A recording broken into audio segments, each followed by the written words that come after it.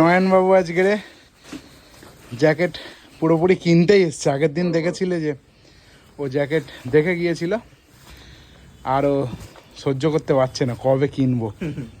আজ হঠাৎ বলে চলো প্রীতম দা, গ্রে না ব্ল্যাক? আমি তোমাকে ফোন করলাম না।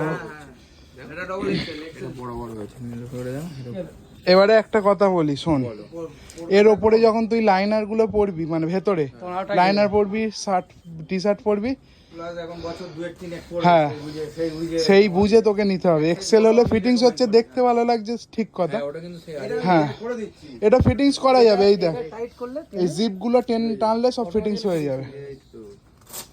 এটাই ঠিক আছে, কারণ বাই চান্স যদি তুই হাইটটা বেশি তো, হ্যাঁ হাইটটা বড় কথা, হাইটের তো বড় কথা, এখন তো 2-3 বছর পরে 12 বছর কিনবে না, 2 বছর। আর সোয়েটার আরে যখন পরবি, তুই তো লাইনার কিনতে পারলি না, সোয়েটার পরছিস তো তখন তো ওই জন্য আমি ওটা দেখি। হ্যাঁ তো ডবল এক্সেলই লাগে।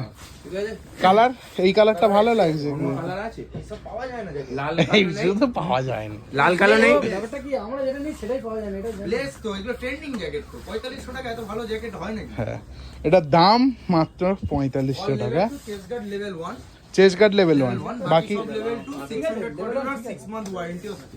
বাহ, তাহলে এর একটা Indian ছোট brand সাইজ, একদম reliable।